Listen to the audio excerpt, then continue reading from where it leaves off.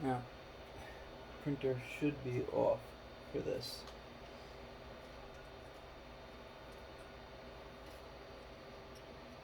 I'm going to show you how to use my harness. So I have it connected to a buck converter, but we're not going to use that right now. So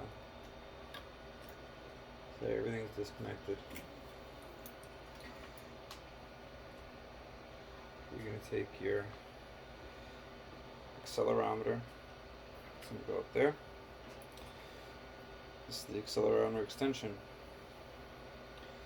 This is the main one. Red is going to be the top right corner.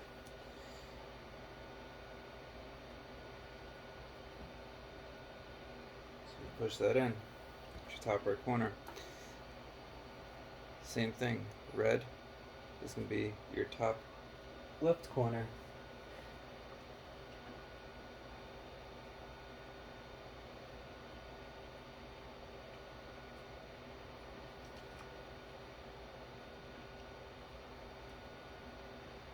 It's a lot easier to do this before you mount the Raspberry Pi, but once again I'm lazy.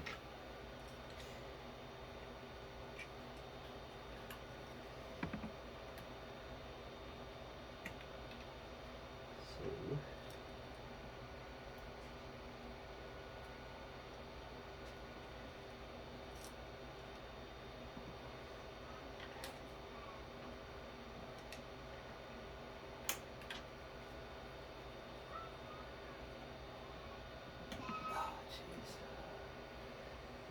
so lazy.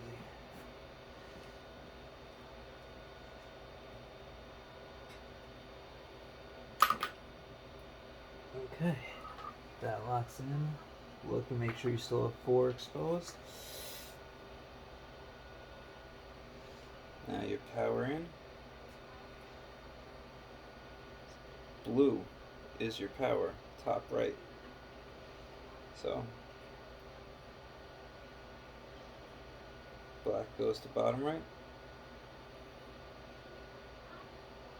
Oh, always face the metal up and down. It's either got to be facing down or facing up. That's how DuPont cables are meant to go. Really, it's supposed to be facing up, but for our purposes, since we're not going DuPont to DuPont right here. Now your Raspberry Pi is connected. That handle also locks in. I don't know if you can see it.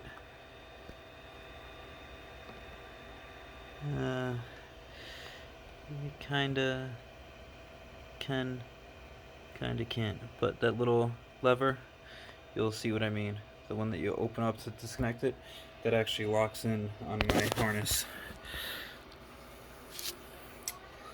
Now, the accelerometer port.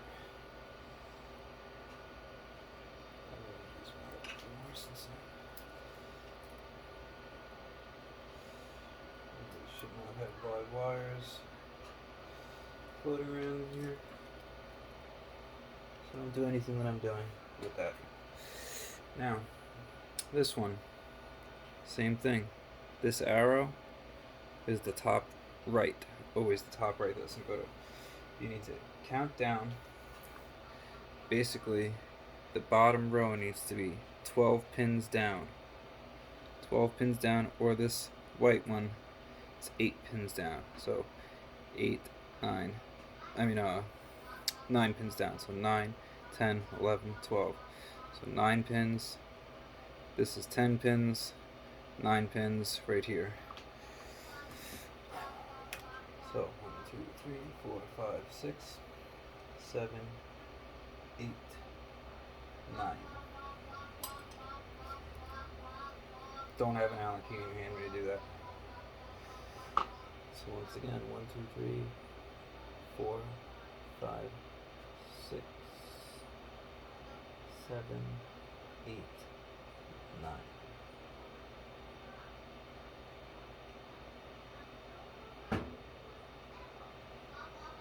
1, 2, 3, 4.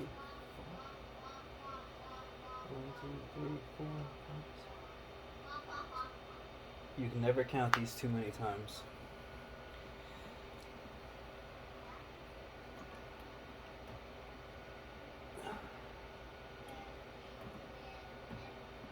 Okay. Once it's on, once again, count it one last time. 1, 2, 3, 4, 5, 6, 7, 8, 9, 10, 11, 12. 9 is at the top, 12 is the last one down.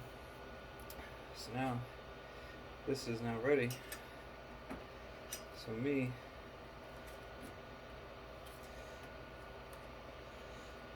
choosing to leave this connector just like that. So that connector is going to fit right there.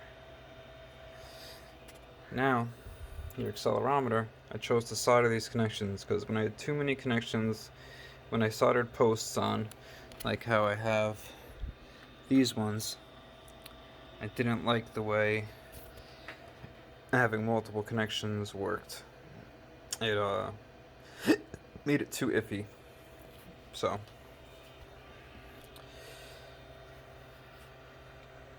basically, the people that wanted me to try to make a connector, I mean, it's only a one-time thing, so I think for most people, I'm probably gonna make one total connection.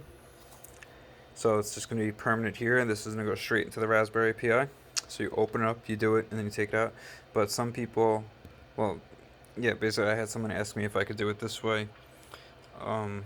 It's not a connection you want to be taking apart and putting together a lot because they will eventually get looser. And SPI, we're doing a 10 megabit connection over little shit, thin ass wires. So, yeah. We're doing a 10 megabit connection on something that's not meant to really do a 10 megabit connection. It's the basic moral of that story. Now, the way this mounts is, oh, well, you can look at this one.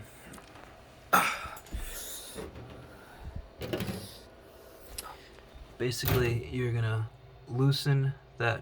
Why won't this fucking focus? Okay, you're gonna take that screw out, and you're gonna put this face down, and make sure the silicone is there so that the screw does not cut into the PCB and ground it out. And for some reason, it has to be in this orientation, otherwise you have to put some type of plastic or something in between, because apparently carbon fiber polycarbonate has some type of conductivity, because I kept getting skewed results and I could not figure out why, and then I finally put styrofoam in between them, and that's when I figured it out. So I completely reversed the way I'm doing this.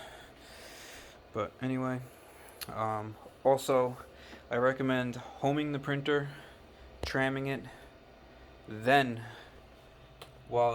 set it to center. Well, it should be after home. It's a tram, then home one more time. Then put this on, and then you're going to go into your console and type in shaper calibrate. Shaper underscore calibrate. You're going to let it do its thing. It's going to finish. Then you're going to type in save underscore config, CONFIG. And you're going to see when you do it,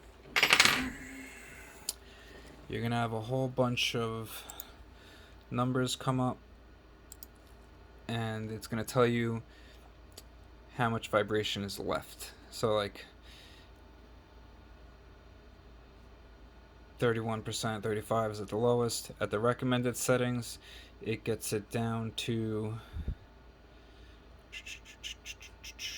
7.1. Could go more, but you don't really want to go past 2 hump. I honestly like MZV 12%. Anything below 15% is good. So you could choose one of these if you want to. You can manually change them in your config. In your printer config. But you can just hit save config, and then it'll enter them for you and restart. If you do save config, now the settings are going to get grayed out from where they were. So they're going to get grayed out from here, and they're going to get put at the bottom down here. This is where all self-populated stuff like PID tunes, everything gets put in, your bed mesh, all that bullshit. So if you want to change it, say you want to go to MZV, you would do MZV and put in the frequency it had for X and Y. And a nice little convenient trick you can do.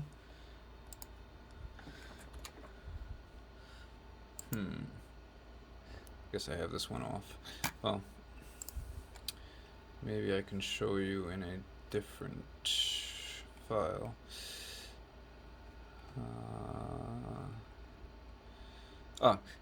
Copy and paste them in, leave commented out, so you have your other shaper settings in case you ever do want to switch back and forth and play with them. Last thing you want to do after this is run a tuning tower command, which is in that Klipper Bible thing on my Patreon, and do it for acceleration, and check to see there's a little squiggly line.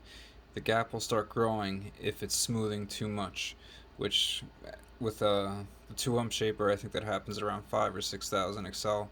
So I run, I think, about 3,500 or 4,000 Excel for the exterior perimeter, and I run like 5,000 or 6,000 for everything else.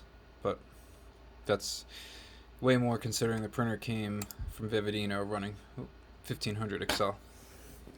So your print time is literally like cut in half.